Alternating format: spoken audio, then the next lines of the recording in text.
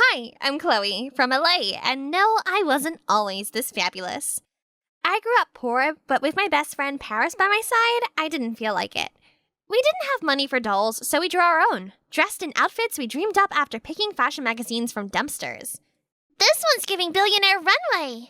Totally! When we're famous, this will be our first collection. We'll call it From Ashes to Slay. Paris was sweet, but painfully shy, in a way that made everyone want to protect her. At school, we were the broke kids. No one liked us much. But if there were an award for the most annoying bully of the century, Claire would have won it. Hands down. She was your classic rich, spoiled nightmare who made sure we never had a moment of peace. She teased, humiliated, and laughed louder than her jokes deserved. Paris shrank a little every time. Still, I kept my cool. Until our junior year, when Claire crossed a line. We were doing what we did best, when Claire decided it was time to ruin everything. Claire, give that back! Aw, how cute. You two want to be designers? Poor people can't design, honey.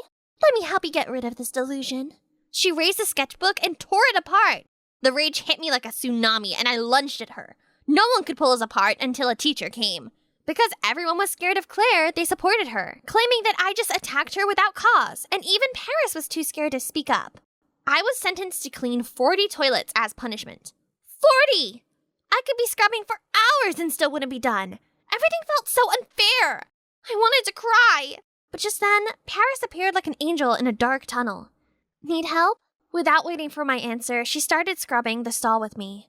She turned the chore into a fun game and happily washed more stalls than I did, even though she had missed all her classes that day. I knew she was making up for being too scared to speak up earlier. But that day, Paris was my angel.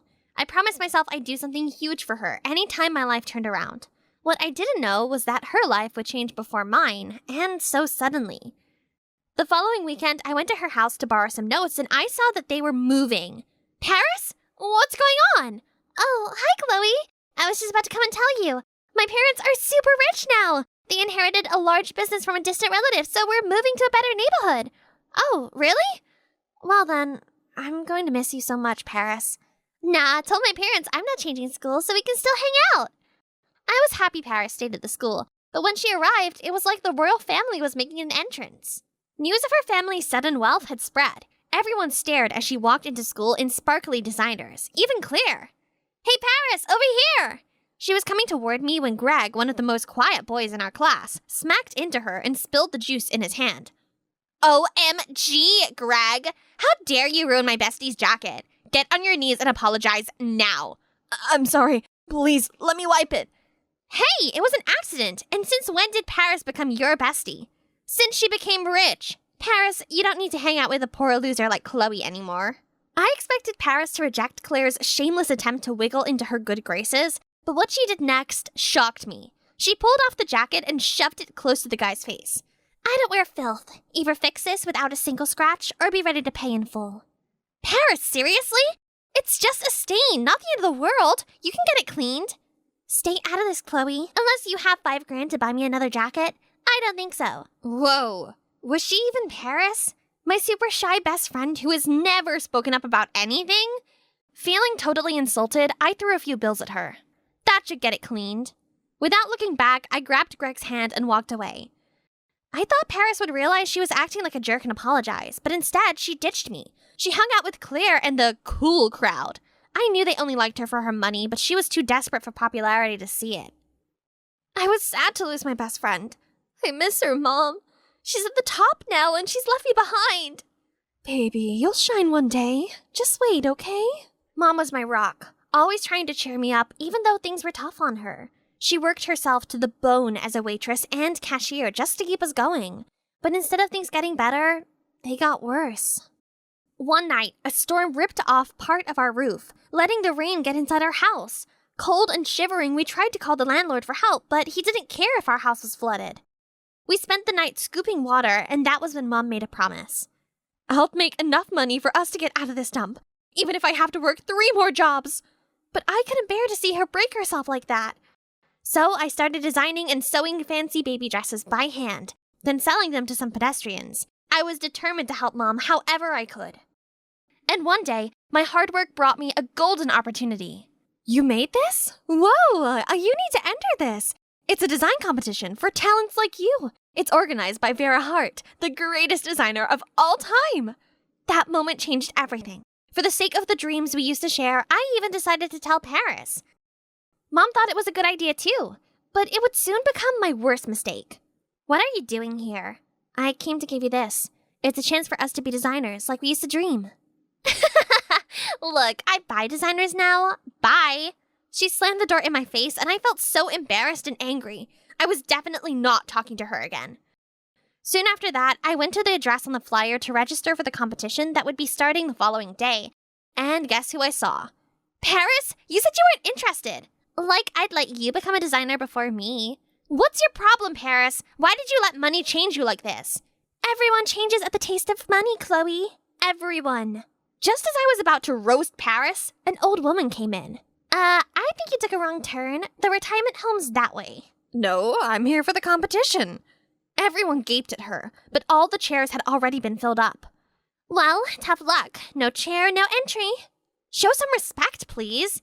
I stood up from my chair and gave it to the old lady. Bless you, child. I had to stand for the rest of the registration. My legs hurt, while Paris stuck her tongue out like a 5-year-old. When it was over, the woman handed me a pack of shiny beads. You'll be needing this tomorrow. Thank you? I didn't understand what she wanted me to do with it until the day of the first competition stage. We were asked to make our first outfit. The best 5 would continue to the next round. When I added the beads to the dress, it made it pop. And I couldn't believe it. I won first place. Paris came in 3rd, and the old woman placed 5th. I couldn't help but wonder why the old lady didn't use the beads for her own dress. So when I saw her waiting outside to go home, I approached her. Thank you for those beautiful beads, but why didn't you use them? Do these shaky hands look like they can put a thread through a needle, let alone a bead? I'm too old for that stuff. Then why are you in this competition? I don't like poke-nosers. Don't worry, I won't help you again. I didn't mean to. My jaw dropped as a G-Wagon stopped before her and a guard got out. Time to go, ma'am. I could only stare. Who was this old woman with bodyguards in a G-Wagon? I didn't have time to think much about the strange woman because the competition soon boiled down to Paris and me. I was ready to give my all and win, but then something happened that threw me off balance. It was supposed to be the last day of the competition week. I was getting ready when I heard a thud. It was Mom. She'd slipped while cleaning the water from our leaking roof. Next thing I knew, she was in an ambulance. The doctor said she had broken several bones and we needed lots of money for her to heal. The time of the final competition between Paris and I arrived, but I couldn't bring myself to leave since Mom was still in the hospital. Just go to the competition, honey. I will be fine. Mom, I can't leave you like this. I know you're scared, honey, but life doesn't wait for the perfect moment. Go out there and show them who you are. And when you win this, tell me about it. That will make me feel better. Mom was right. I went to the competition eventually, but since I was so distracted over Mom's ordeal, I lost the first part. Badly. We only had one more part to go before the winner was decided. But before that, the judge announced a break. I went to use the washroom, hoping to clear my head. I needed to stay strong. Mom needed that prize money. Moments later, the old woman came in. I hadn't spoken to her since that last time she left with a fancy ride. You look beat, kid. Before I could reply, she slipped something into my palm, a tiny blade. Ruin Paris's final outfit so only yours gets to shine. Easy win. With the way things were going, it was a very tempting suggestion. But I'll win clean or not at all. Suit yourself. Then the old woman left the room with a sneer. Minutes later, Paris and I were back on stage making our dresses. I forced myself to think of nothing else but doing my best. We finished in the evening and went home, waiting for the judge's decision tomorrow morning. The next day, the judges arrived and Paris and I were asked to present our dresses. But when I unveiled mine, it was shredded like cabbage for salad. Is this a prank or what? I swear, it wasn't like this, I turned to Paris, who was struggling to hide a smile. Paris, you witch! You did this! I didn't do anything. Oh, yes, you did. Everyone turned to watch the old woman walk in. I now proclaim Chloe the winner of this competition. Wait, what? Why was she announcing the winner? Who was she? Someone please take her to an old people's home. She's losing. Gasps echoed as the woman suddenly straightened, tossed her cane, and pulled off her wig and shades. My jaw dropped. It was her, the most legendary, mysterious designer in the world. Vera Hart? That's right. I've been searching for a successor with skill, but also compassion. You're talented, sure, but you're arrogant and selfish. You didn't think twice about tearing someone else down to stand taller. But Chloe, even when she had an excuse to cheat, she didn't. That's real strength. I was amazed to discover that the blade stuff had just been a test. The crazy old lady was the icon we all admired, and she chose me. Vera handed me a check for $1 million as the prize for the competition. Best part? I'd get a personal mentorship from her after school. With some of the money, I paid Mom's hospital bill, got us a cozy new home, and stashed the rest in the bank. I wasn't touching another dime until we had a rock-solid plan to invest it. When I returned to school, I showed up in my favorite thriftwear, but somehow everyone knew I was rich, so I wasn't even surprised when Claire hugged me like we were BFFs. Look who is a millionaire now! So what's the first thing on the list? Shopping, party, designer clothes? I was just about to shove her away when I saw Paris curled up in a corner crying. Paris, what happened? Apparently her parents blew their business since they were spending like idiots. They went bankrupt and now they are back to square one. I just gave her a small welcome back to poverty. I wanted to explode in my anger. Why are you laughing? I thought she was your friend. Was, not anymore. You're my new bestie, Chloe. I'd rather have a pig as my bestie. Claire glared at me and left. Then I sat beside Paris. Chloe, I'm really sorry. When I learned that my parents had gone bankrupt, I was desperate to win. So I agreed to ruin your dress when Vera Hart suggested it. I'm so ashamed of myself. I'll admit, it wasn't easy for me to say no either. You deserved that win. Every bit of it. Can you forgive me? The memory of Paris washing dirty stalls beside me flashed in my head. Despite everything, that moment stuck. Well, I'm not touching that money for at least the next 5 years, so if you're saying sorry just to get a piece of it, you'd be disappointed. Thank you. I missed you, Chloe. I missed you too. Never forget the friends who stuck with you when things were rough. Those are your real friends. And hey, spend money wisely. I was on my way to Julia's house for a study sesh when out of nowhere, I found myself flying onto the ground. I was so stunned, I didn't even see the ball that had hit me, or the fact there was a cute guy rushing over to check if I was okay. He helped me up and apologized. Then he pulled a Band-Aid out of his bag. Oh my, who is he? I'd scraped my hand pretty badly, but I almost didn't mind because now I was face to face with a gorgeous guy. In fact, I was so busy staring at him and blushing that I didn't even notice Julia marching towards us. What are you two doing? Turns out the cute guy was Callum, Julia's boyfriend. Ugh, Julia. Of course. Every nice thing is always hers. I'm Jenny, by the way, and that lucky girl is Julia. She's the daughter of the richest guy in town, Mr. Walsh. We're supposed to be friends, but we honestly have nothing in common. I mean, my family is pretty poor. It's not our fault, though. My dad sadly passed away, and so it's just me and my mom trying to make ends meet. Julia, on the other hand, has a silver spoon shoved down her throat. But fate still brought us together. I know it's kind of wrong, but that night I couldn't stop thinking about Callum. He now, in fact, gave me motivation for the next study session with bossy Julia, as maybe he would be there again. I even put on makeup and skipping on the way to her house the next day. But, well, it was all for nothing, because Callum was nowhere to be seen. Instead, I had to sit and listen to Julia go on and on about her trip to Paris. I pretended that I was okay, but actually, I always dreamed of visiting the city of light and gazing up at the Eiffel Tower ever since watching Emily in Paris. Dream on, Jenny. Anyway, Julia was incessant. She loved making me look like a fool, and even said, "Aw, poor Jenny. Maybe one day you'll get to go to Paris. But until then, you can just look at all my photos." Honestly, why was she so cruel to me? Last year around my birthday, she'd even shown me a fashion magazine and asked me which dress I liked best. I thought she was buying gifts for me, but instead, she showed up at my party in the exact dress I pointed out. I couldn't believe it. She just winked at me and laughed, and I seriously wanted to scream at her. Anyway, after looking at about 1 billion Paris pics, Mr. Walsh appeared. He looked happy to see us sitting so close and studying together. If only he knew the truth, but I had to pretend I had a lot of fun with Julia and helping her study, at least for his sake. Mr. Walsh was a good friend of our family, and ever since my dad passed away, he'd been looking out for me, and was even paying my school fees. I couldn't let him down. But you know what?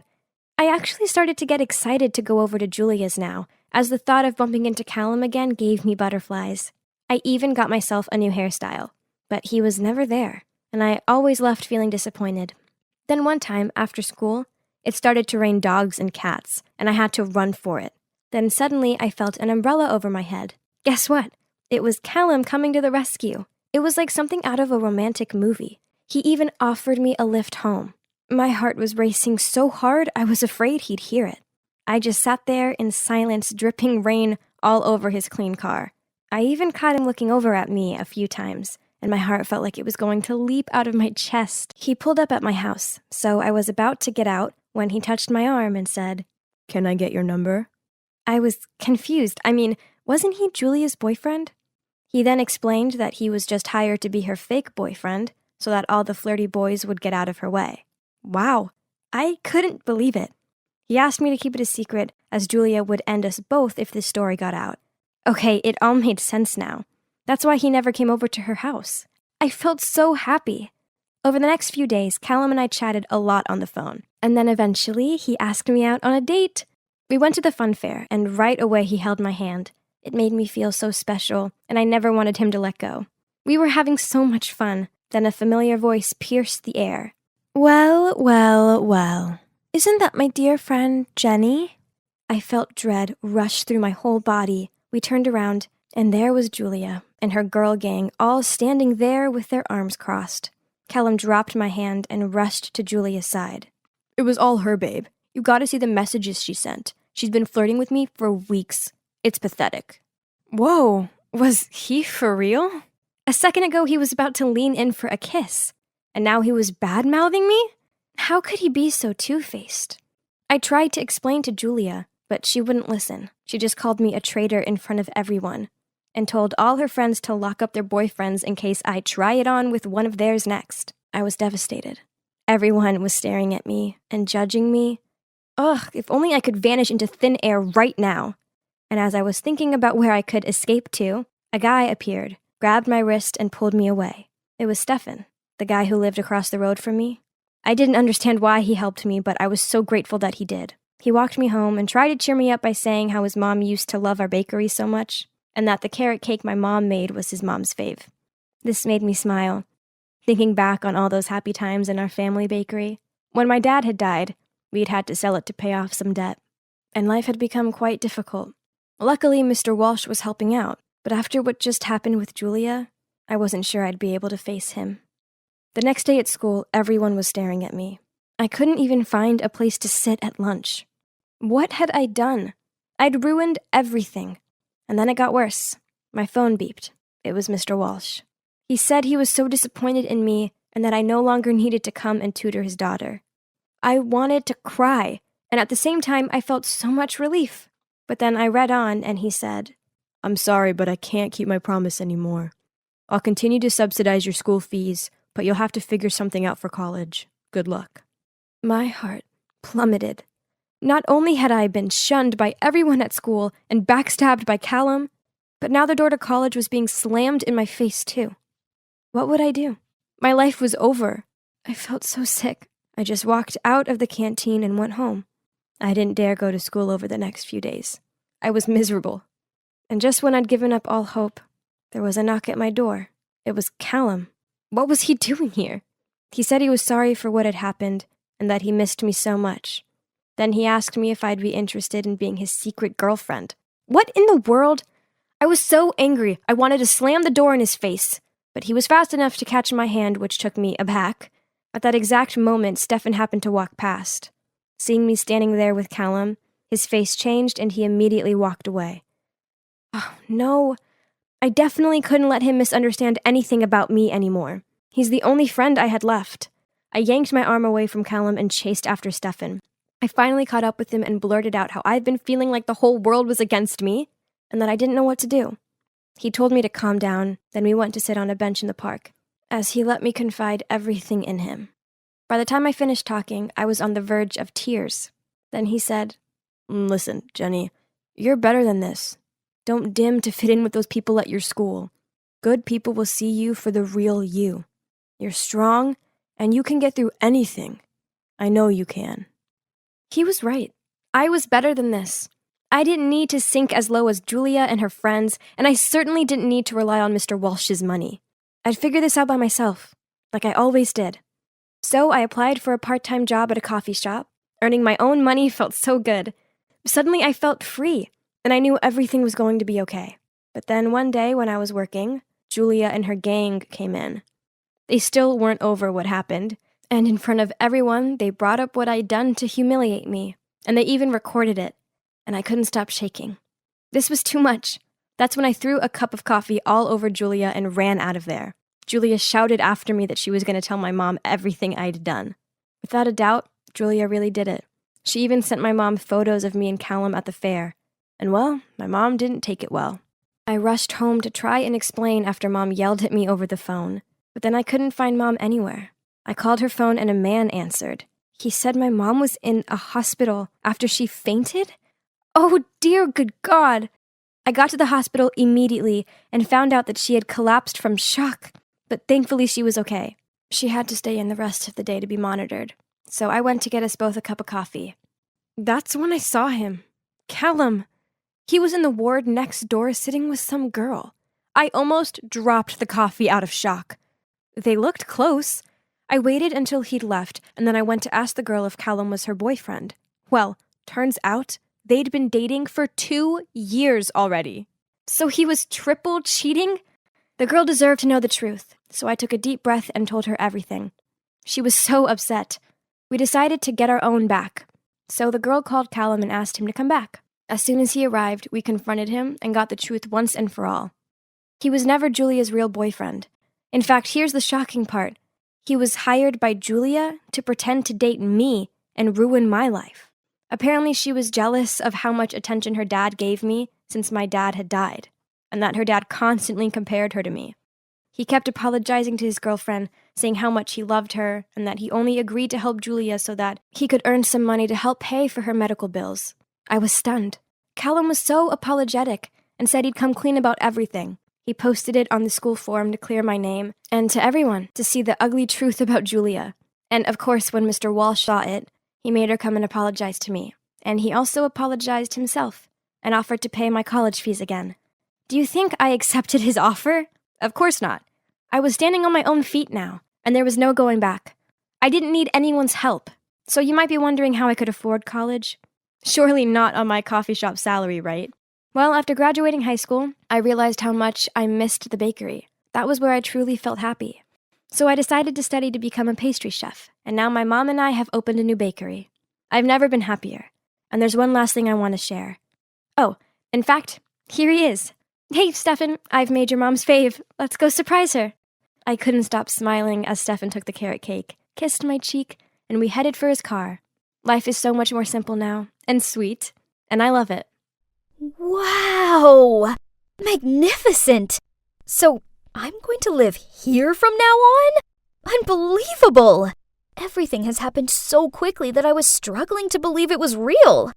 Yesterday afternoon, when I was helping out in my family's diner, suddenly a film crew rushed in and claimed that they were from the reality TV program Long Lost Love, which reunites lost family members. While I stood there confused, they announced to me that I was the lost child of the famous director Gabriel Perez. What? Did that mean my parents adopted me? Through tears, my parents told me that 13 years ago, in a bustling, crowded fair, they saw me wandering around aimlessly, so they brought me home. And even though they reported it to the cops, there were no leads, so they decided to adopt me. And so begins my life as a young lady of a rich family. As you'd expect with the home of a famous director, my father's mansion was impeccable. From the designer furniture to the stylish decor, the whole house was like a French-style castle. I peered at the huge photo of my grand-looking parents. Suddenly, there was a whisper. The master must be very happy, you know. His second wife couldn't give him a child after all these years. Yes. Now that he's older, he had to search for his biological child to lean on. Oh, so this woman, the woman who came with Dad to the reunion yesterday, wasn't my biological mother? In that case, I wonder who's my real mom. Miss, come in, please. Inside were my parents and some specialists who then immediately pulled me in for a complete makeover. Whoa, I looked really gorgeous. My hair was so glossy, and this makeup made me look so glamorous. Never in my wildest dreams did I ever think I would end up living here and feeling like a princess. Beaming with happiness, I turned to look at my dad. But suddenly, I was startled to meet eyes with the maid. She looked so gloomy. Why did she keep staring at me with a poker face? That was odd. Carol, let's move along. Strange. But never mind. Maybe she's always like that when she's seeing strangers. OMG.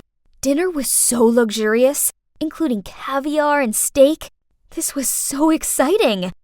That night, I couldn't sleep and just rolled around in bed until dawn. But little did I know what an exhausting day was waiting for me ahead. 5 a.m. sharp, I was shaken awake. Huh? Was there a fire or something?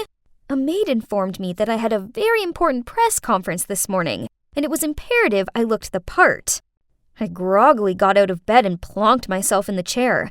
I had to wear this posh dress and have this old-fashioned bouncy hairstyle.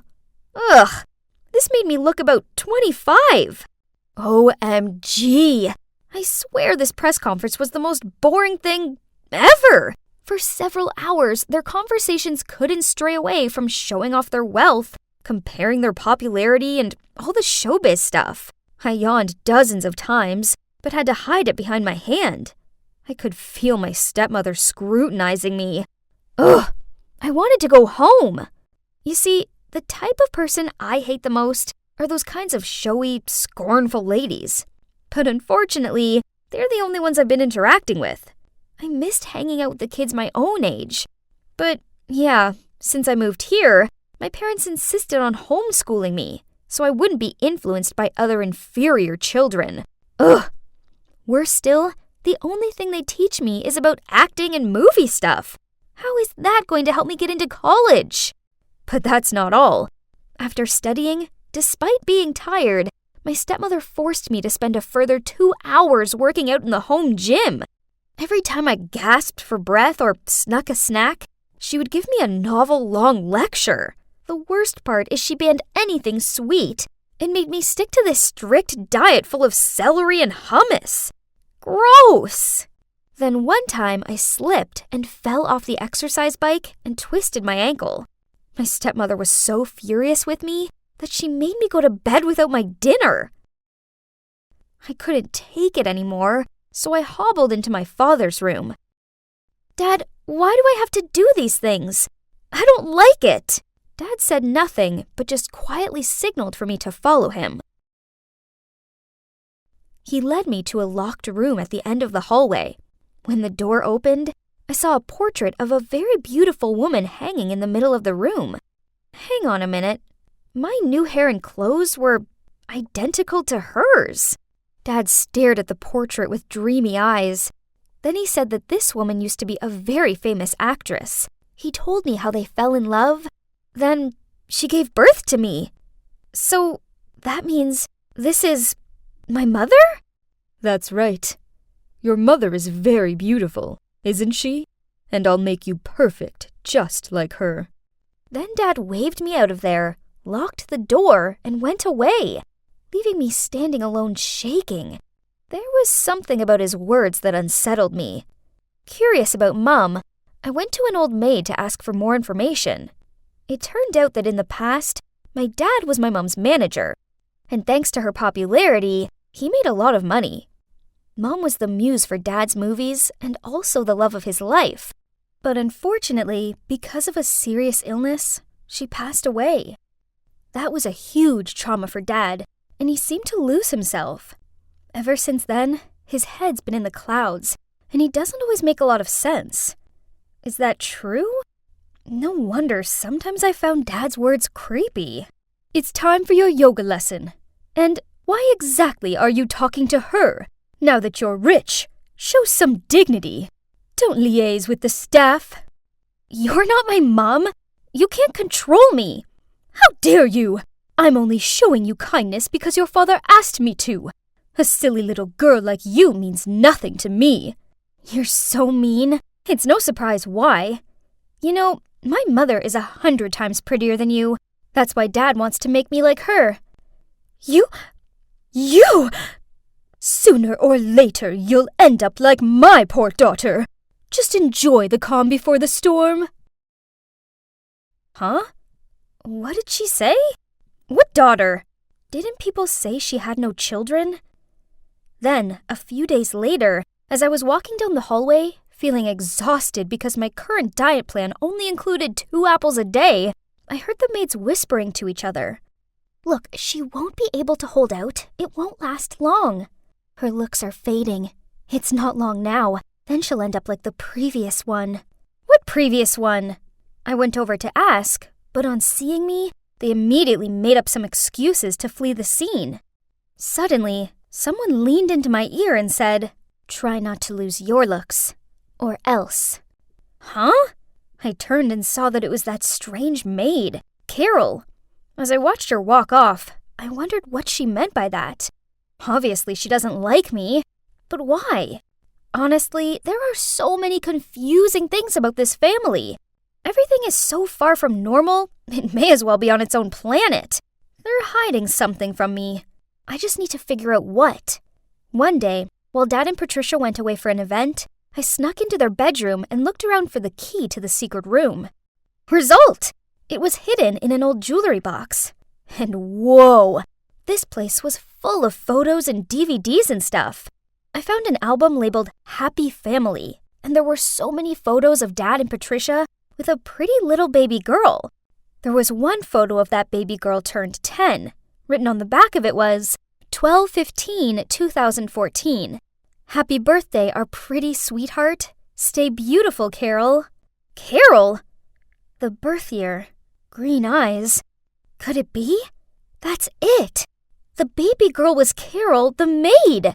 Maybe puberty hitting changed her appearance and she's not as pretty anymore. But I could still tell some of her old features. So Carol was the previous young lady and also the poor daughter that Patricia mentioned. That made sense, as I'd seen Patricia interacting more with her than the other maids. I once even noticed her helping Carol clean up the dishes. I was still overwhelmed with the secret I just found out when I looked through the window and saw Dad's car pull up in the driveway.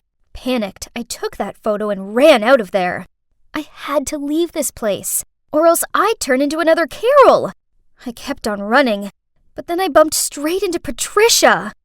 Oh no. Please let me go. I don't want to live like this any longer. Please.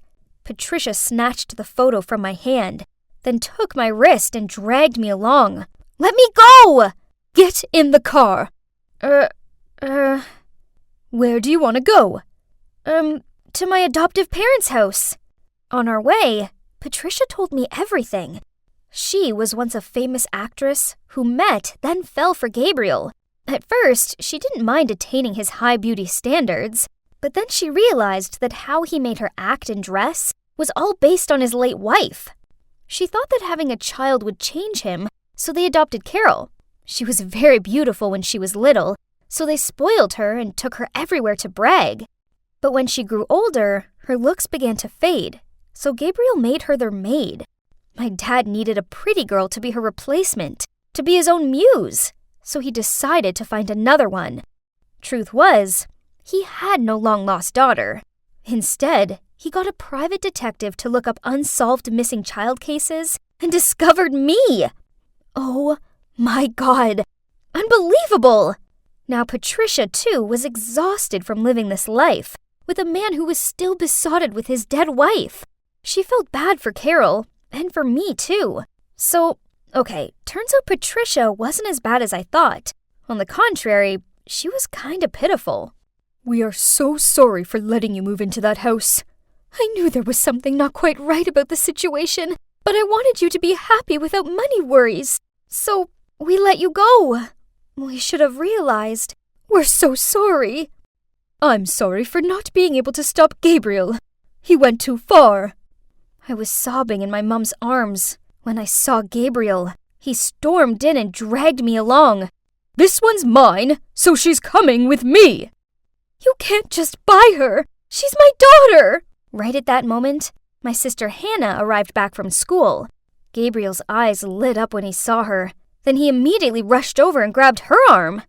"Ha ha ha, then I'll take this one. Not so pretty, but I can make it work." We all charged towards him and freed Hannah from his grasp.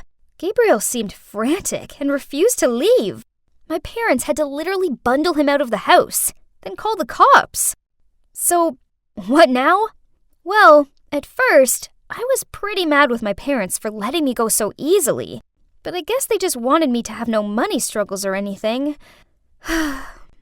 So, I've forgiven them, and now we all live a humble but happy life running the diner. Carol and her mom visit sometimes. They moved out of Gabriel's mansion, and they seem much happier now.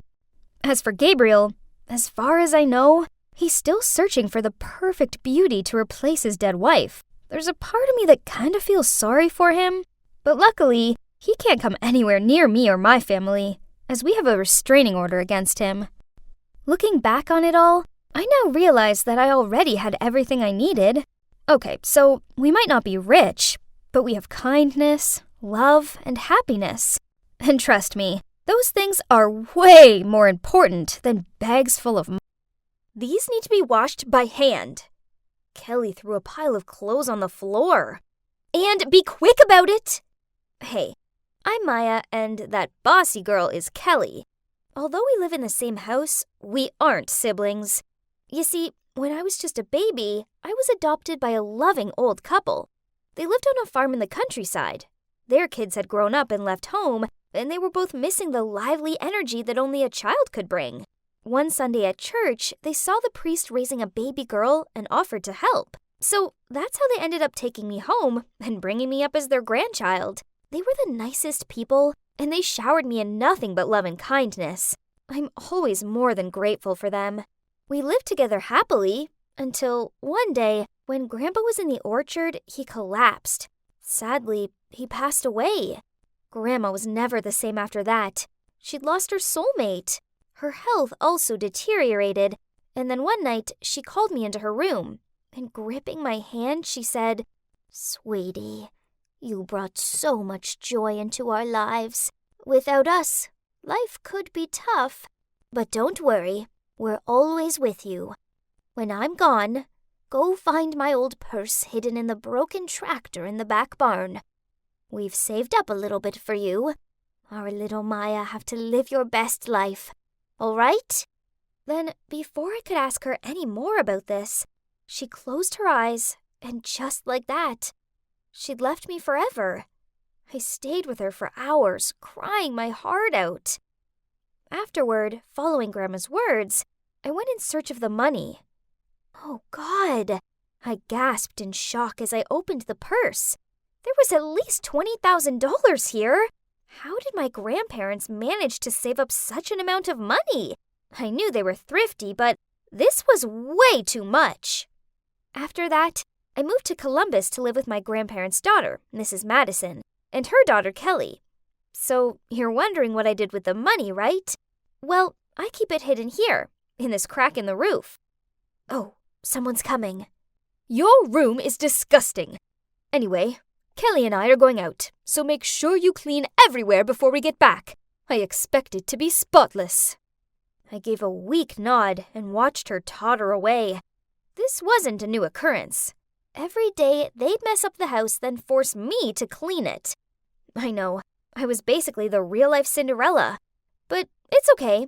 As soon as I turned 18, I'm gonna leave this place anyway and start living my own life with my money.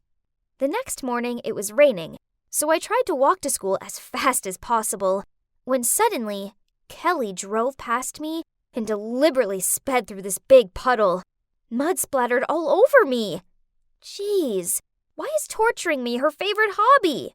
My shirt was filthy, and as I walked toward my locker, some girls laughed at me. One even sneered. The dirty look must be trendy in the countryside, but here it just looks tragic. Yeah, I've been in the city for almost a year now, but I still couldn't fit in. maybe it's because I always wear the same worn-out clothes and borrow all my books from the library. Mrs. Madison refused to buy me anything new, and I couldn't use my own money, as that would look suspicious. I couldn't even afford to go on the school picnic. I'd never be one of them. Then, during recess, the class monitor, Josie, informed everyone that prom was happening soon, and the dress code was formal. While all the other kids squealed and clapped excitedly, I lowered my head and sighed. I had nothing to wear to prom. Maya? Hearing my name broke me from my thoughts, and I realized it was Josie, and standing around her were some of the nice girls from class. You have to come to prom this time, please. You've never joined us in any other activities before. Don't worry, we will help you look spectacular. I gave an awkward smile and replied, Thanks, guys, but I can't expect you to do that. They all insisted that I should go, but I remained adamant that it wasn't my kind of thing. Then came Meanie Kelly. Maya isn't suitable for this type of event. How dare she say that? I mean, just because I wasn't a spoiled princess didn't mean I wasn't suitable to attend. So I turned to Josie and smiled. Actually, that sounds fun. I will go to the prom.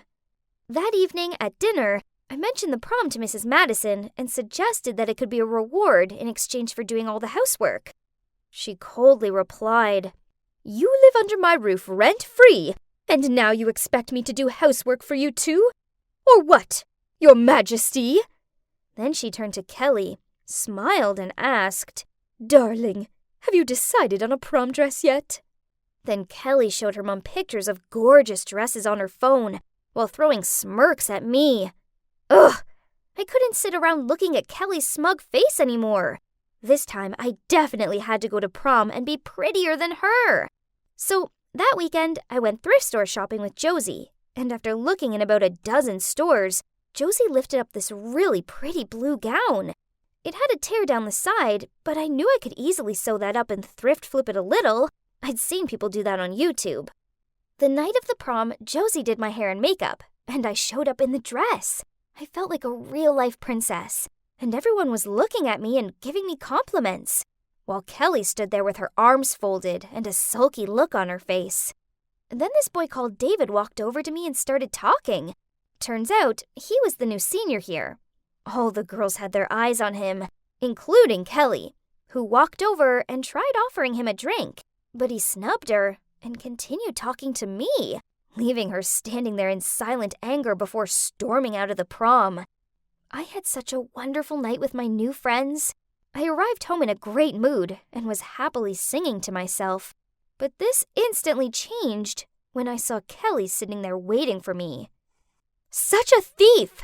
Now, don't tell me this fancy dress just fell down on you from the sky! Kelly shouted at me. I insisted that I hadn't stolen anything, so she dragged Mrs. Madison to the living room and asked her to check if she had lost any money recently. Mrs. Madison said no without thinking at first, but when she read Kelly's face, she started to fake complaining about some $100 bills missing from her purse, and the two started to jump on me. Ugh! Unbelievable! I ran up to my room and tried to shake away the negative thoughts and think back to how happy I was at prom. Then, as usual, I checked my hiding spot. Huh? What was that noise? I looked towards the stairs, but no one was there. It was probably just the house creaking or something. The next day at school was amazing, as loads of kids stopped and talked to me. Then, when I got home, I went up to my room and double-checked my hiding spot. My heart plummeted in my chest. The purse! It had gone! I frantically searched for it. Then I remembered hearing something last night, and there were only 3 of us in this house. Could it be? Furious, I ran into the living room where Mrs. Madison and Kelly were watching TV. I shouted at them, My money! I want it back right now! In an unconcerned tone, Mrs. Madison replied, What money? What are you talking about? Oh, I see. So you have your own money all along, and have been keeping it for yourself? Poof! What an ungrateful brat! Mom lets you live here even though you aren't actually family, And now you're accusing us of stealing? I knew they'd taken my money, but what could I do about it? I had no choice but to go back to my room and cried as I looked at old photos of me with my grandparents. The next day at school, I really wasn't in the mood for lessons. During recess, I was just staring out of the window in despair when I heard a cough, so I looked and saw David there. Hey, Maya. He smiled at me. Are you okay? You seem kinda down. I'm fine. I gathered up my stuff and left. I know he was only being nice, but I wasn't feeling like small-talking right now. Then, after school, Kelly made me carry her heavy backpack home. I had no energy left to argue, so I glumly did as she asked. That's when David drove up alongside me and asked, Hey, that looks heavy. Do you need a lift? I nodded and got into his car while forcing a smile to thank him. He asked, Maya, what's up? You can talk to me, you know. I'm a good listener. Promise. He's so sweet, and I instantly felt safe around him. We chatted a lot and started hanging out more and more after that. We took walks through the park and had lunch together. I found myself growing closer to him, but not in the way you might think. No, more like a brother. Then, a few weeks later, when Mrs. Madison made me clean up the mess in the house that she'd made again, I found something under her bed. The old purse that Grandma had left me. And the money was all gone! I stormed downstairs and slammed the purse onto the kitchen table, but Mrs. Madison shrugged. It was my mother's purse. Therefore, that money belongs to me. You obviously stole it from my poor elderly parents. Kelly backed up her mom with her annoying tone. Wow, how low do you have to be to con a sick old lady into giving you her life savings?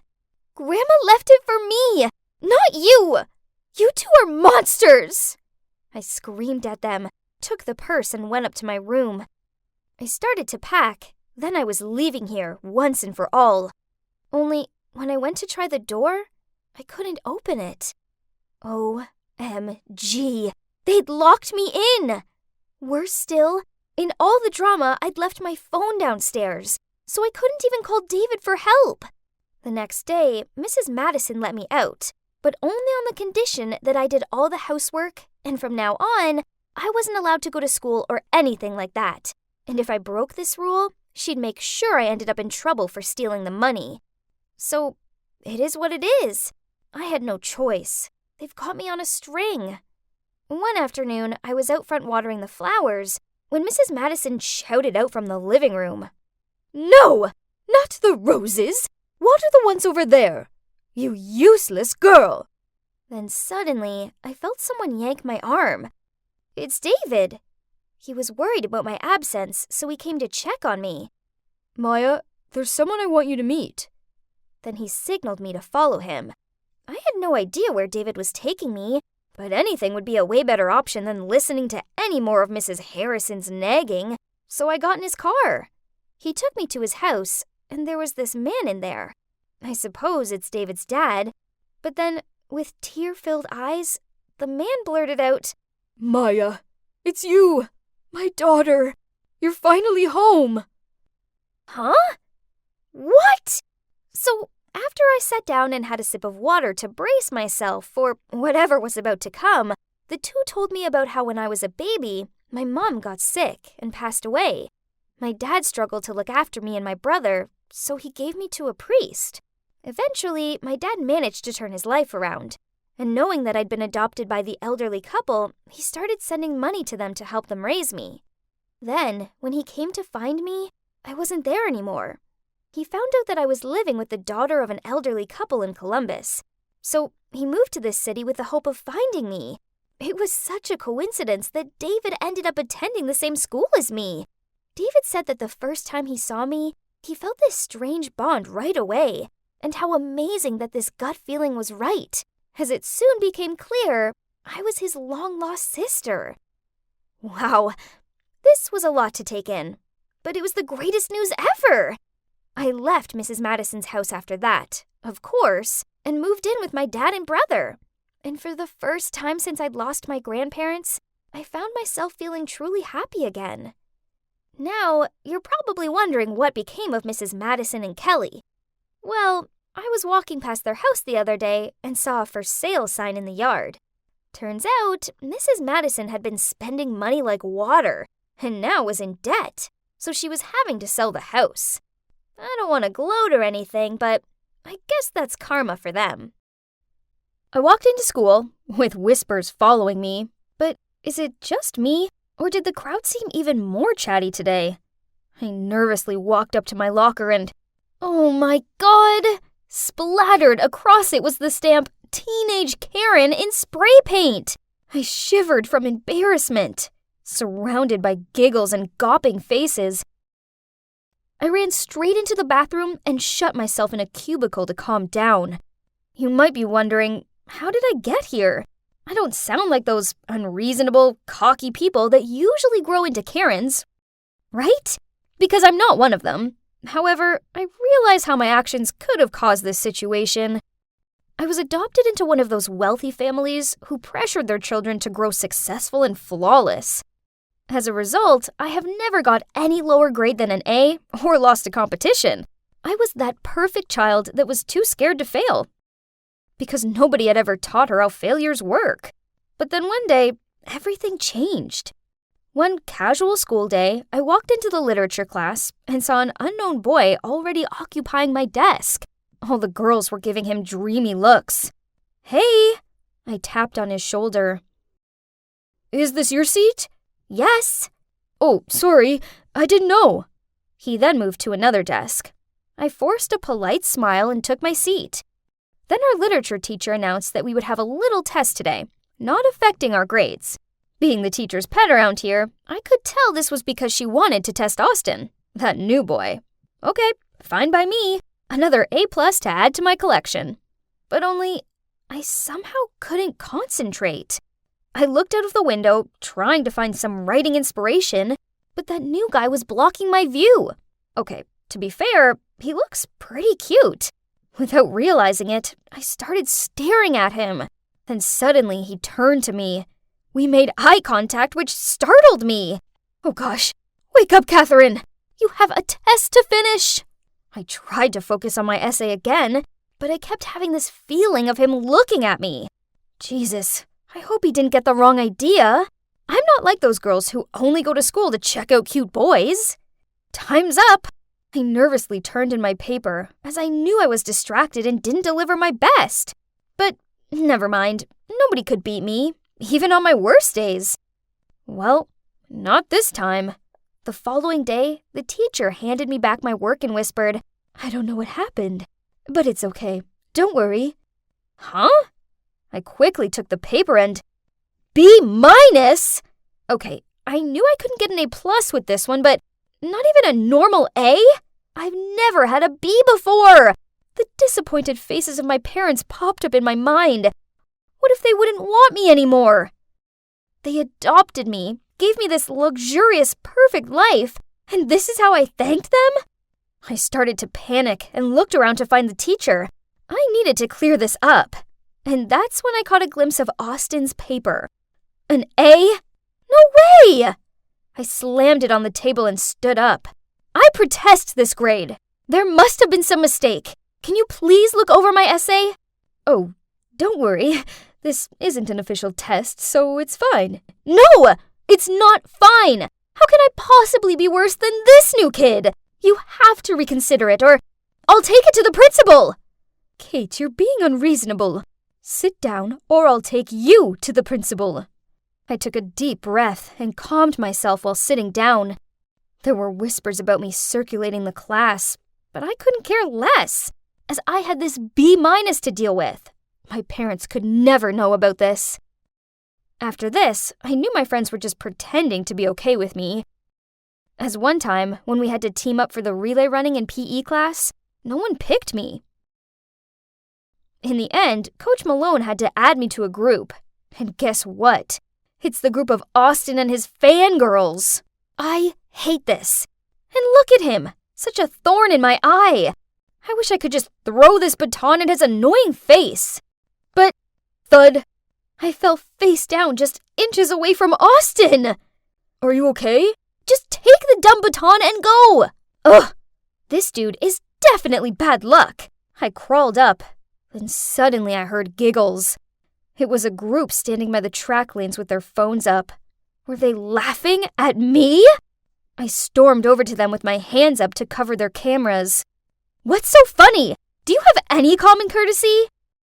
Chill out. It's not, has no one taught you to help others in need? Not record them and laugh over it? No, listen. Funny story. So you still think it's funny? Delete that video right now. No, you can't. Just hear us out. But that only made me madder and yank on the phone even harder. Then, oops, the phone went flying and hit the hard concrete ground. Oh no, I didn't mean to. The boy whose phone it was freaked out and ran over to pick it up. Look what you've done! Who would ever want to film you?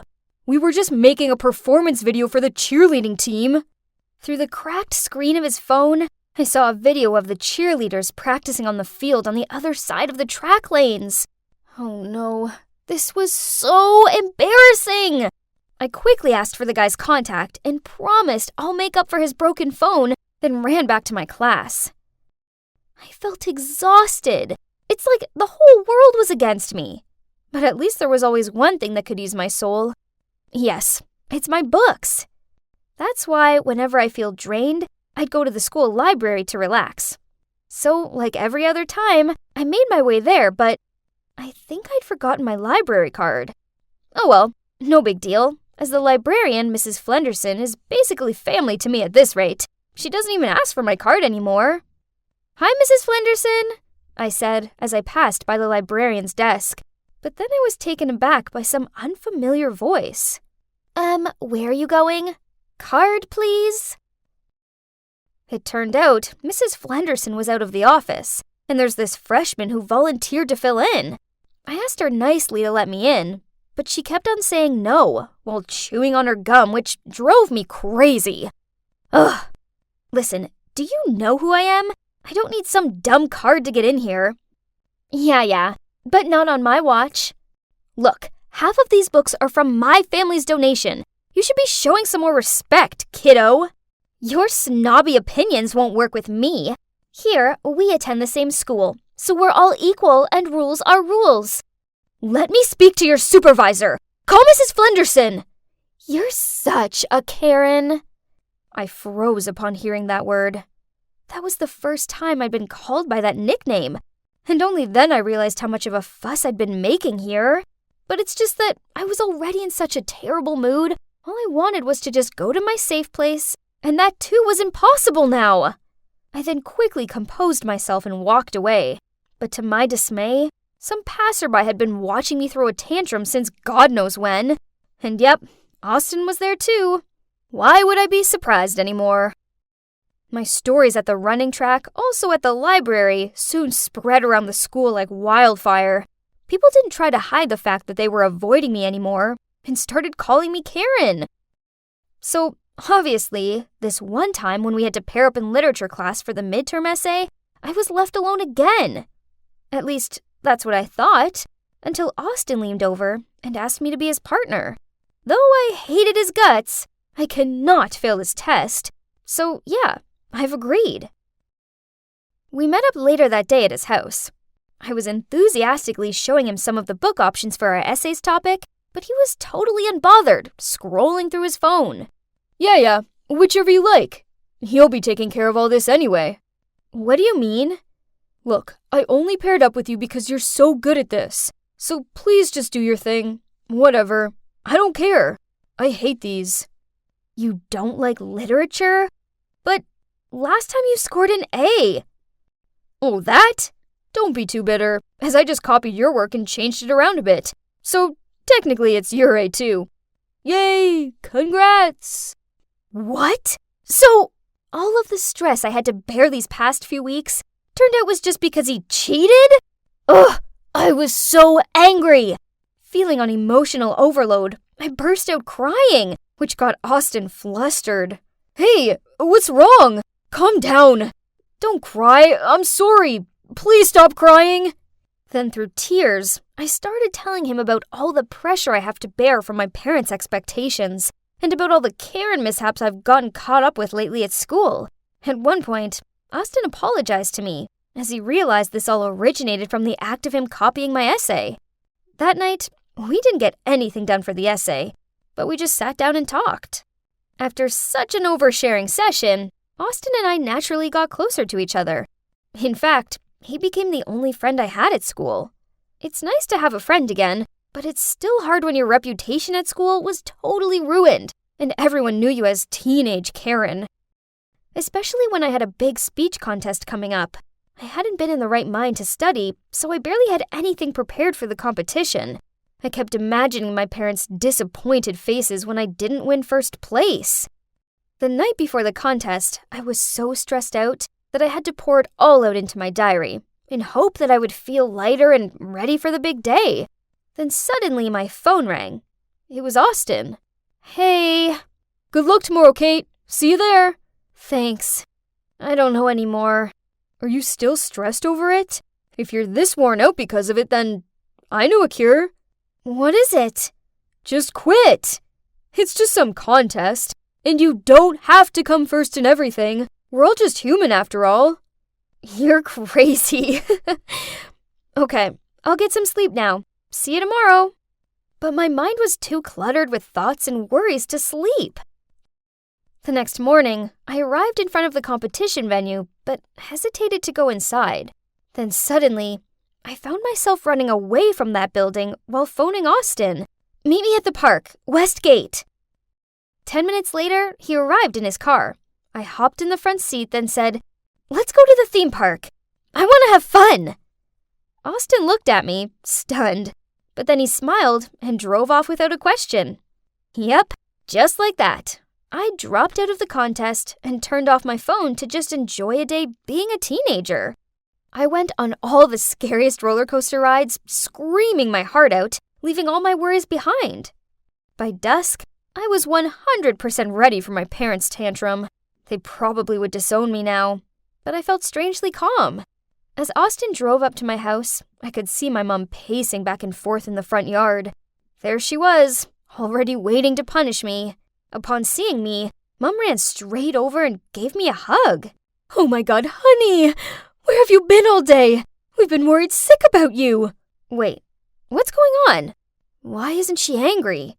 Then Dad also ran over to us as soon as he spotted me, holding something in his hand. "Sweetie, I'm so sorry for not knowing how much you've been through. We didn't realize our high expectations were putting so much pressure on you. We might have been too strict on you, but I want you to know that we'll always love you, no matter what." Oh, Dad was holding my diary. So, they know everything now. I cried tears of relief. It was so good to know they finally understood my feelings, and they even swore to change and try to listen to me more. That day, I realized that my parents loved me unconditionally, and whatever happened in my life, they would never give me up. "What's up, teenage Karen?" Yeah, my friends still call me Karen. But it's okay, as they only call me it in a jokey way. Nothing mean or anything. I'm over everything that happened, and so is everyone else. It's all just memories now, but thanks to that Karen phase, I was reminded not to be so strict on myself, so I don't end up being a Karen to my own self again. Wow, the International Ballet Contest is being held in New York this year! Oh my God, that must be spectacular! But, oh, how different my life was 5 years ago. I just won the City Ballet Contest, and Dad wouldn't stop grinning with pride. To celebrate, he was driving to get us ice cream. And suddenly, I don't remember much about that day after that. But I lost him. As for me, I survived, but I was left with life-changing injuries. Since then, ballet was no longer a part of my life. And over there is Aunt Robin and my cousin Nancy. They're super excited about the competition. I swear, Nancy has tried on 15 dresses already. Both my aunt and my mum, when she was alive, were gifted ballerinas. So, naturally, Nancy also inherited the ballet genes. She's now a student of the New York City Ballet. This is something I've always wished for, but now can only dream about. Suddenly, a slamming door and shouting startled me. Joyce, open the door! It's me, Dylan! I opened the door and stared wide-eyed at... Huh? Dylan, my half-brother. The last time I saw him was 5 years ago, when my stepmother took him away. What's he doing here? Before I'd had time to react or invite him inside, he rushed over to me. Sis, you have to save me. I'm gonna have to stay here, okay? What? Absolutely not. Do you have any idea whose house this is? So, it turns out his mom is a gambling addict, so she was in debt and on the run from thugs. Poor Dylan didn't have anyone else to turn to. I managed to persuade my aunt to let Dylan stay with us, although she was adamant that this was only temporary until his mom was found. Being a typical kid hitting their puberty phase, Dylan was not the easiest person to live with. And guess who had to cover for him each time? Yep, me. Last week, he broke the whole stack of dishes. Yesterday, he stuck chewing gum in Nancy's hair. And today, he left his skateboard in the middle of the living room and caused Aunt Robin to fly across the room and land flat on her face. Ouch. Dylan, you have to be more careful. I'll be leaving for college soon, so I won't be here to cover for you. He'll kick you out if you're still like this. Huh? College? Do you mean boring business administration? I thought you liked ballet, don't you? No, that was just the past. Now I don't like it. At all. I don't believe you. Is it just because you're sitting on a wheelchair? Who says being in a wheelchair means you can't continue pursuing your passion for ballet?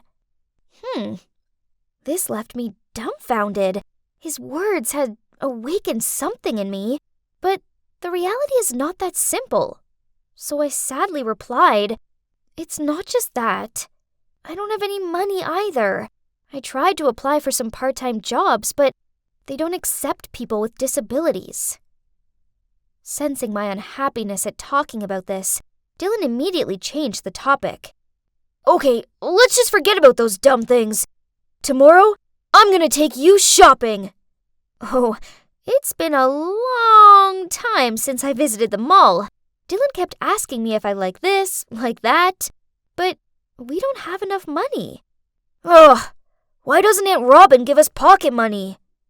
Dylan looked so cute at that moment, so I just sat there and laughed, while he frowned and pouted. Then, Dylan suddenly told me to stay still.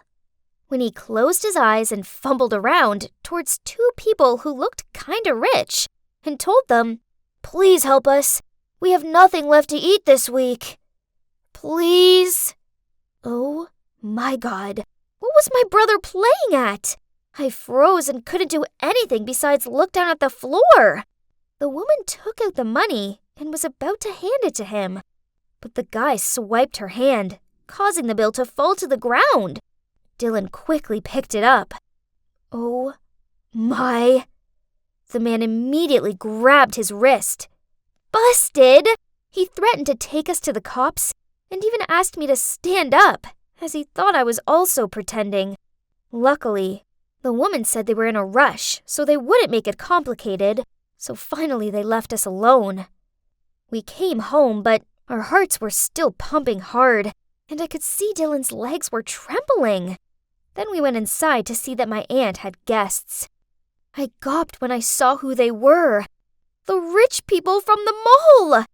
The four of us goggle-eyed at each other in shock. Turns out that woman, Bernie, was my aunt's friend, and the man with her was her son, Philip. They're both famous ballet dancers. Talk about awkward atmosphere! But Nancy seemed oblivious to the tension, as she was too busy fluttering her eyelashes at Philip and twirling her hair around her finger. But the strange thing was, even with my lowered gaze, I could still see Philip looking at me. Then he suddenly asked me, How long have you been like this? I mean, no offense. I'm just curious. So, Aunt Robin started telling them about my life and my condition. Hearing that, Bernie got emotional. She looked at me for a second and asked, "Sweetie, how are things going for you? Are you still doing ballet?" No. She's interested in business now. She'll enroll this fall. Bernie paused for a while, then smiling said, "Oh, that's great. I'm happy that you found yourself something you love." I don't know why I felt so sad, so I excused myself to leave the table. Dylan followed me and handed me an envelope. I looked inside and it was full of money.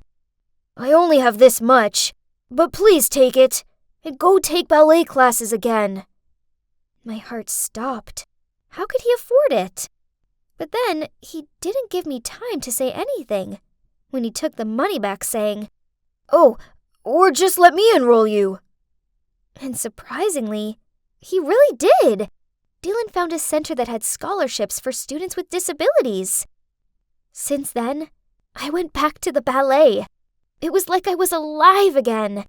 Every day I was eager to wake up to follow my passion. And I was also practicing for the International Ballet Contest in New York. One time after practice, I saw someone over by the door, watching me. Philip. I didn't know why, but as soon as I spotted him, my heart fluttered. He walked over to me, and we started talking. Turns out, he teaches at this center. After that, he always spent time helping me during practice, and we seemed to be a good pair. But good things didn't last long. That day I was practicing with Philip when a voice called out, "Joyce, why are you here?" I turned around startled to see a glaring Nancy standing at the door of the practice room. It turns out that Nancy came to meet and greet with her students in our center and accidentally spotted Philip helping me. Maybe she was upset because we looked quite close? After that, we met in the bathroom. Then Nancy asked me, "I know you don't have $1 to your name, so who gave you money for this?"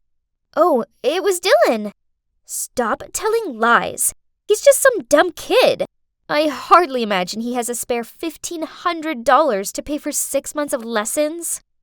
"You asked Phil to pay for you, right?"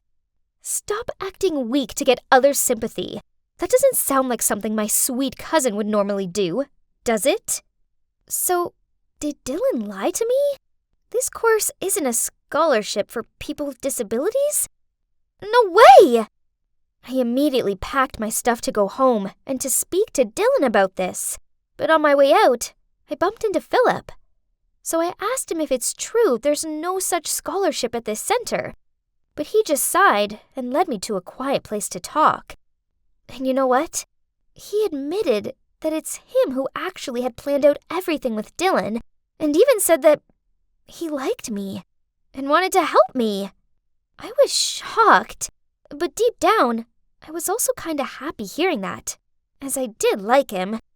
But I felt like I was a burden, and Nancy also liked him, so I rejected him. Nancy wasn't the same after that. Whenever our eyes met each other, she tutted, then looked away. Then one time, I found my ballet shoes soaked in coffee. And another time there was even a note in my bag saying, "Don't chase after Philip, 'cause you can't run, LOL. It had to be my lovely cousin who did these things, right? I felt upset a bit at first, but I didn't have time for her games. I had a competition to practice for. Then, the day before the performance, I arrived home to overhear Aunt Robin in the living room FaceTiming Bernie. "Hey, you should send more money. Joyce is partaking in a ballet competition this time, so it's rather costly." "Really? But you told me she wasn't interested in ballet anymore. In any case, why didn't she take the ballet scholarship for the New York City Ballet?" "Stop going off topic. Remember, you were the culprit to the death of my brother-in-law and the legs of my niece. So, you have to take the blame for this whole life. And now you can't even see fit to spare what is loose change for you to fund her dream?" What? What were they talking about? I was so shocked that I dropped my grocery bag on the floor. Aunt Robin turned around and saw me. Realizing I'd overheard everything, she beckoned me into the room and told me the whole tragic story. It turns out that the person who caused the accident was none other than Bernie. She'd crossed the road without looking, which caused my dad to steer to avoid her and crash into a tree. After that, she ran away, as she was so panicked and feared that it would affect her reputation. Through her friendship with Aunt Robin, she knew about my situation and still had been sending monthly money to compensate for me. What about the scholarship Miss Burney was talking about? Well, you can't attend that school anyway, so it's better to let Nancy take it, isn't it? What? I can't believe my aunt would do that! She knows how much I love ballet! I've always thought Aunt Robin was so good to give me a home, when in reality, she was using me, so Bernie would invest in Nancy's ballet career. The word disappointment cannot fully describe my feelings at that moment. The hurt was almost unbearable. I woke up feeling dreadful, but I forced myself to get ready and headed to the competition. It was bustling there, just like me inside. I didn't bother to watch the other performances until Nancy's. She was very graceful, and the judges said she did very well. However, I felt like it was missing something. And now, it was my turn. I looked down to the crowd and saw there was Bernie, Dylan, and Philip. They all smiled and clapped their hands when the MC called my name. I took a deep breath and was about to go out on the stage when, passing me, Nancy leaned over and whispered, "Philip doesn't really care about you. He just feels guilty about what his mom did. Don't go embarrass him by messing up." Suddenly, I felt like I couldn't move. I forgot all the movements, and the world was spinning around. But a familiar voice woke me up. "Joyce, you're better than this. We're all here for you, so don't be scared. You're the light. Don't let the dark bother you. Let's shine and show them what you have." I was so touched, and it worked. I regained my spirit and just went with the flow. Like a swan that had been restrained for so long, I just did what I wanted to do. I didn't care about anything, anyone. This moment, I'll live for myself. And maybe the judges felt that too. I burst with happiness to hear that. Ladies and gentlemen, the winner of this contest is Joyce Baker.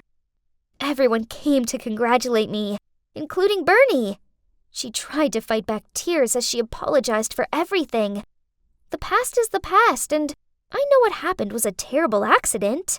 It's something she will always have to live with, and that seems penance enough. So I hugged her and told her it was okay, because what matters was that I could dance again, and it felt fantastic. So what's next? Well, I didn't go to business school. Instead, I'm continuing with my ballet. I'm also undergoing treatment for my condition, and I hope that one day I will be able to be up there on stage, performing with Philip. Speaking of Philip, thanks to his help, Dylan and I moved into our own house. And Dylan has just got a scholarship into a prestigious high school, which he seems to be enjoying. Oh, and one more thing. Philip and I are now officially dating. And this is it, the happy ending of my fairy tale. Guys, keep chasing your dream, despite hardship, because all good things are waiting for you at the end of the tunnel. This was my first ever day at high school, and naturally, I'm owning it. I mean, who wouldn't want to befriend someone as beautiful and friendly as me? By lunchtime, I already had loads of new friends, and everyone flocked around me to hear stories about my amazing life.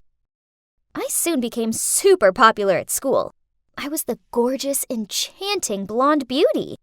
Do you know what the best part was? Boys started noticing me too. Even the captain of the basketball team, Mitch, took a liking to me.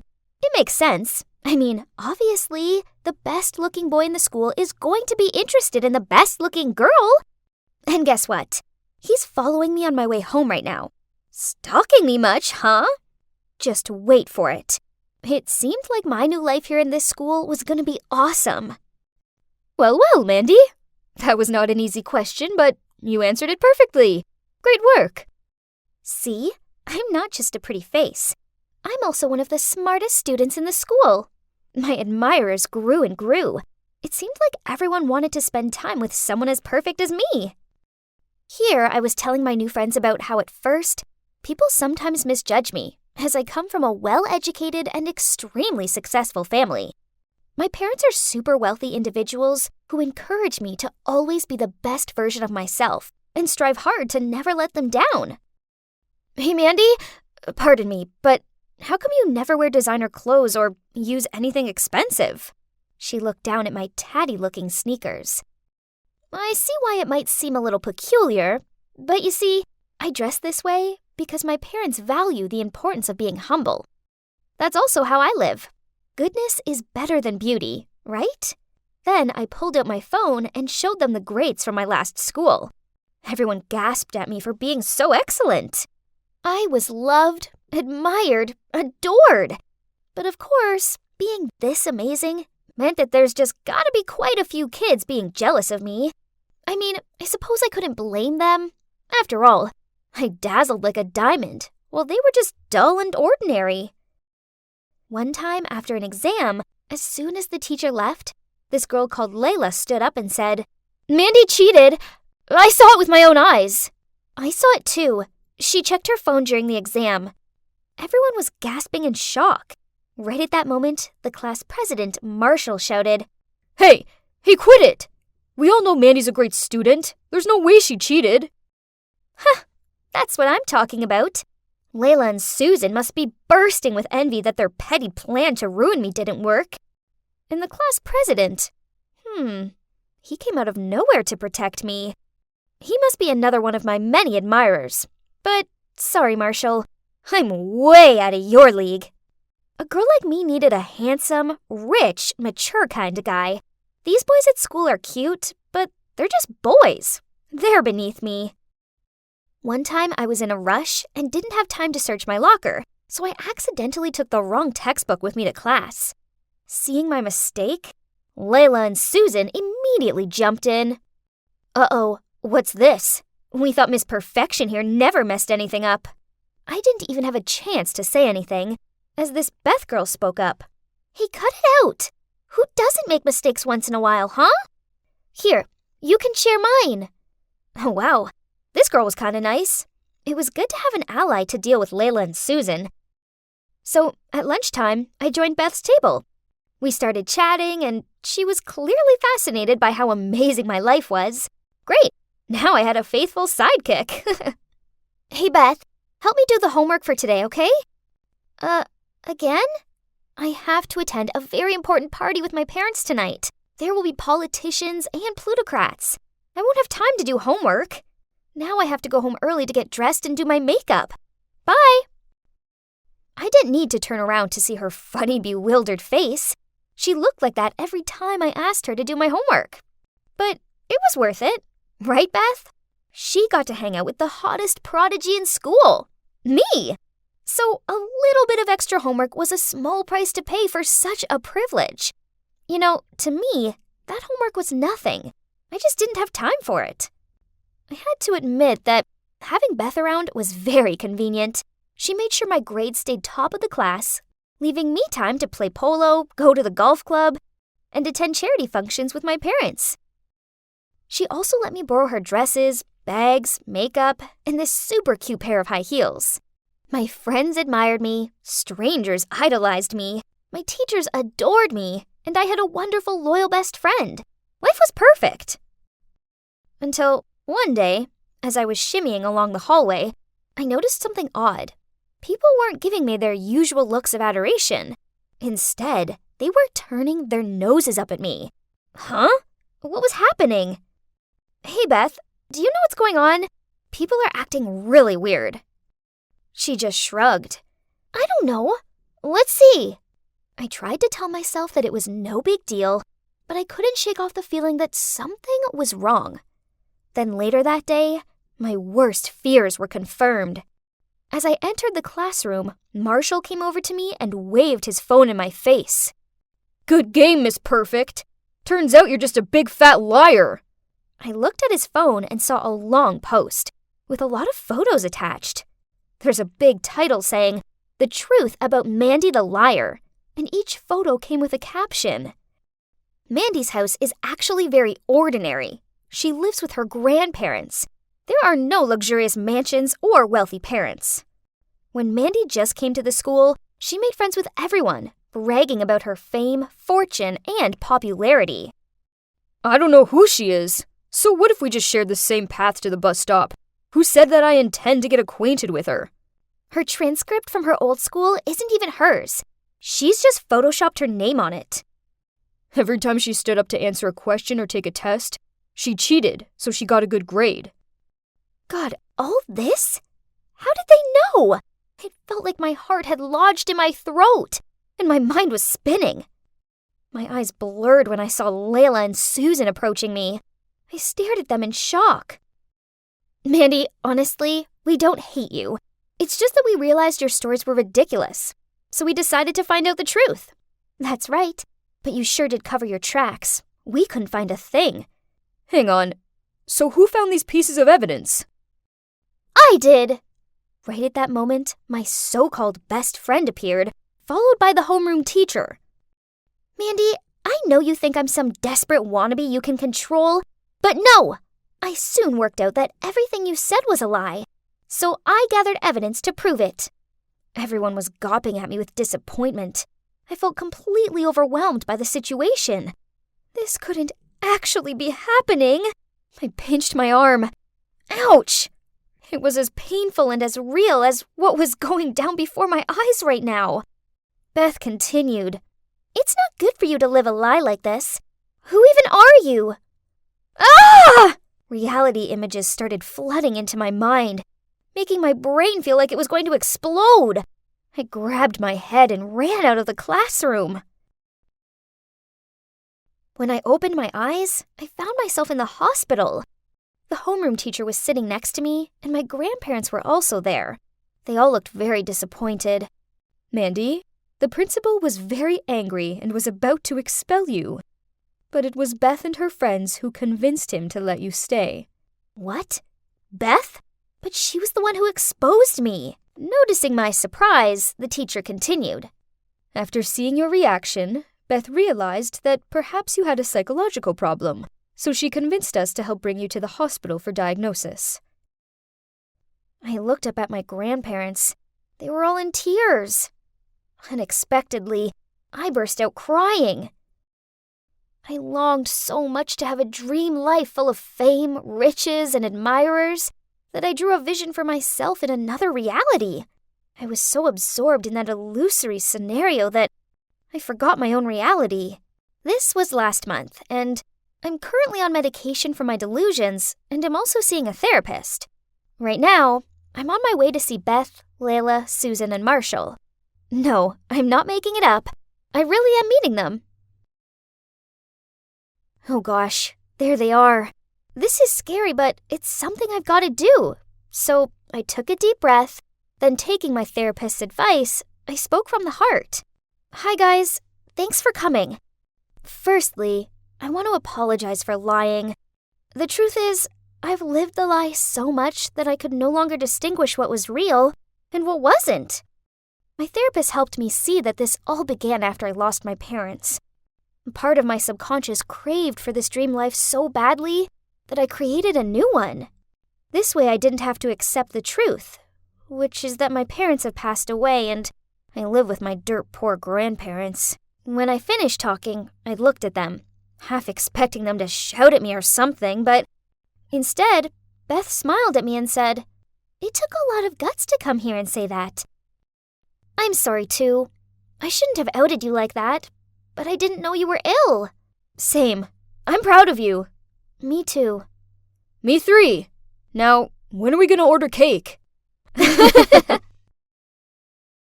So, what now? Well, I'm still taking my medication and talking to my therapist. I can now tell the difference between the make-believe and reality. Also, I'm back at school, and my teachers and classmates have all been really welcoming. Better still, I now have some awesome friends who like me for me. And you know what? It turns out that living in reality isn't actually so bad after all.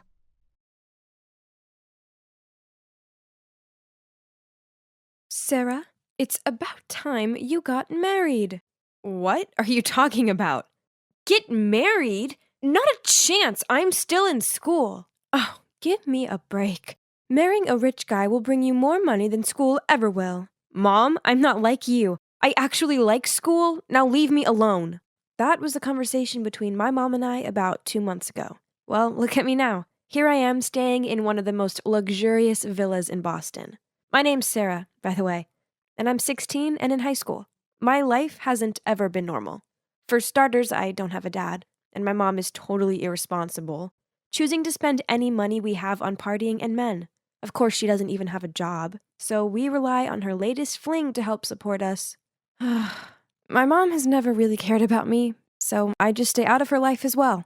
She can do what she wants as long as I can do what I want, and what I want is to study really hard so that I can have a better life than hers.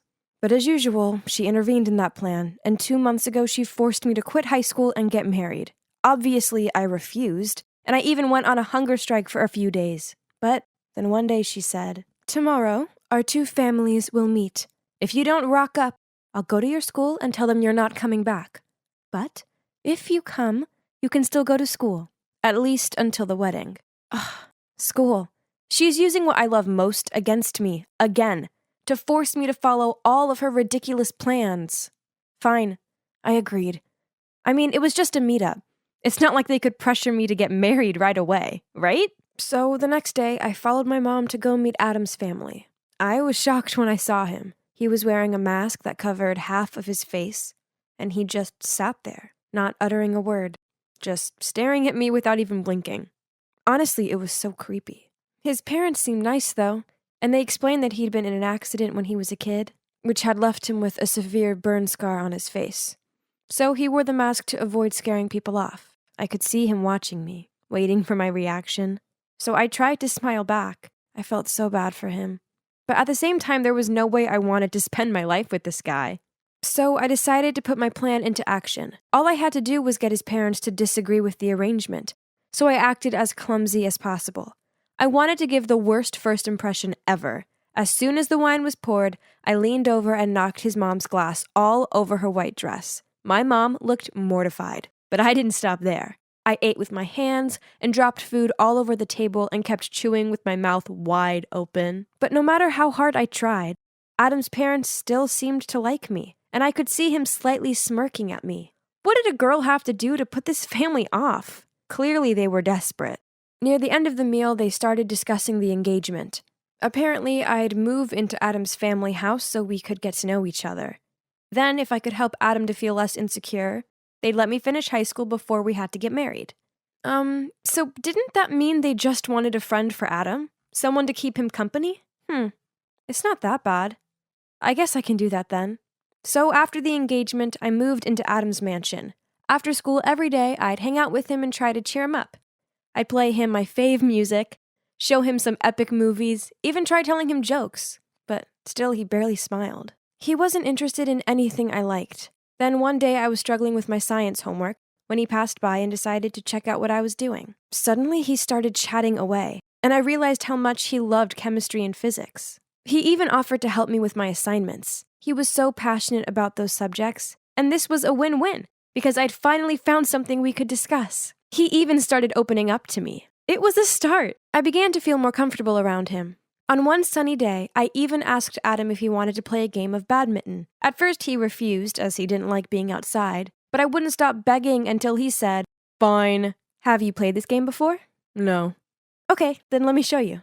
I was so excited to teach Adam. Although I'm not great at hand-eye coordination, I'd been playing badminton a lot at school, so I felt pretty confident. Finally, I'd found something I was better at than him. Ha! Okay, so I spoke too soon. After a few missed serves, he somehow mastered the shuttlecock and kicked my ass. Why did you say you've never played this before? 'Cause it's the truth. I don't believe you. Adam just shrugged and then left me lying on the ground. He had to be bluffing. It's impossible for anyone to be that good the first time they do something. Ugh. But it was fun, I guess. Adam was growing on me, but I couldn't be around him 24/7 as I had classes to attend. And no cap, I was extremely happy that I still got to go to school. Plus, at school something incredible happened. One day I was walking through the schoolyard when I tripped over a can. Just as I was about to faceplant on the ground, a hand appeared and pulled me back up. We made eye contact, and I swear it was love at first sight. His name was Brian, and he's super handsome. From that moment on, we texted nonstop every day, and it wasn't long before he asked me to be his girlfriend. And of course I said yes. I was smitten, but I obviously had to hide it from Adam and his parents. One night, I was on the phone with Brian when suddenly a text from my mom arrived. In fact, ever since the engagement, she hadn't even been in touch. Maybe she was too busy spending the huge amount of money that Adam's parents had given her. Sarah, I really need some cash, just around $500. Can you please ask Adam if he can lend me it? What? How have you already spent the money his parents gave you? Stop asking questions, just get me that money, okay? Ugh, money, money, money. All she cared about was money. She didn't even ask if I was okay. I want to ask, can you get me some money? Money? For what? I need to pay for my tutoring class. I haven't had money to pay for the past few months. How much do you need? About $500. Okay, I'll tell the butler, he'll give it to you later. Phew. That was easier than I thought. But Adam didn't ask twice about it. Was it because that amounts just nothing to a rich guy like him? Anyway, at least he'd said yes. That would shut my mom up for a bit. If only. A few days later, she texted me again. This time she wanted $3,000. Was she kidding me? I just ignored her. But she kept bombarding me with texts and calls. It went on for days. She wouldn't leave me alone. I didn't give in, though, until this photo was sent to my phone. It was of me and Brian holding hands and clearly in love. Turns out my mom had been so desperate for the money, she'd turned up at my school one day to talk face to face, and that's when she saw us together. She then threatened me and said that if I didn't get her the money, she'd tell Adam's family what I was up to. This terrified me, because then I'd have nowhere to go, and I wouldn't be able to go to school anymore. I couldn't let that happen. I had no other choice but to keep asking Adam for the money with my lame excuses. From buying books, to a relative who was ill and needed treatment, you name it, I'd use it. Every time I asked Adam, he looked at me like he was worried about me and asked if I was okay. This made me feel even more guilty, because it seemed like he genuinely cared about me. To make up for it, I'd bake him cookies, and even knit a cute sweater for him as a birthday gift. But then, a few weeks later, he asked if we could talk. As soon as I walked into his room, he threw a bunch of photos at me. They were all of me and Brian. I couldn't believe it. Did my mother betray me? But that's not the case. He told me how he'd had someone follow me because he felt I'd been acting weird. Not only had he discovered I was dating someone, he'd also found out that I'd been lying about the money and giving it to my mom. He was so disappointed in me. Please leave me alone. I don't want to see you anymore. I was so worried I'd be kicked out of their house, but no one mentioned anything. His parents still chatted to me at dinner, and they seemed happy enough. Only Adam avoided me, which of course made me feel terrible. The only one I had to lean on right now was my sweet Brian. So after dinner one night, I decided to go over to his place. I really needed some comfort right now. But when I arrived outside, through the window, I saw another girl in his room. They started kissing, and I thought I was going to be sick. In a panic, I quickly crawled over and hid below his window to listen in. But aren't you a bit too close with that Sarah girl lately? Don't you dare. Don't worry, Pumpkin. It was all just for you. I noticed that she lives in a big mansion with personal drivers and all. Her family must be filthy rich. So I just wanted to be a good friend and help them spend those money. You know, and maybe that way I could get you the new Chanel handbag that you always want. Oh, really, honey? So, how's it going? Well, a dud. Seems like she's the stingy kind of rich girl. Ugh, keeping every single nickel all to herself.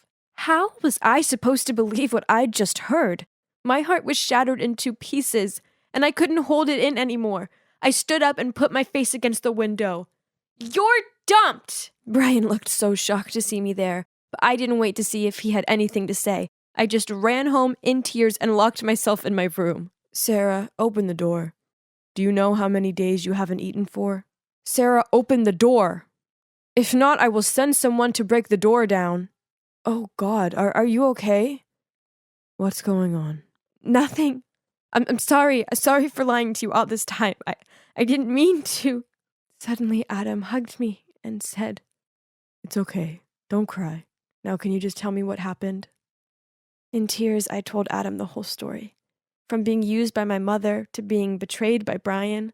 Perhaps this is what I deserve for lying to you. Actually, if I were you, I wouldn't want to marry someone like me anyway. You're a great guy. As long as you have confidence in yourself and live with a more positive attitude, good things will happen to you, I promise. Even with this ugly face? I looked up at Adam and, oh my gosh, the burn scar on his face. It was worse than I thought it would be. I reached out to touch it. It must have been so painful. Can we start over? Keep helping me, okay? I looked at Adam, smiled and nodded. So after that day, I continued to stay at Adam's house and help him get out of the isolated, self-deprecating life he'd been living. Gradually, his attitude improved, and he even started taking a business course to get ready for taking over his family's company in the future. I also encouraged him to start taking off his mask. Love everything about yourself, including that scar. As for my mom, she's currently being detained for her illegal gambling. Yep, that's what she spent all of that money on. She'll probably end up in prison. And even though this isn't what I want for her, she kind of deserves it. Oh, and about the wedding. We postponed it. Lucky for me, both Adam and his parents want me to go to college first and pursue my dreams. Once I graduate, we'll probably start planning our wedding, though. And it'll be truly out of love this time,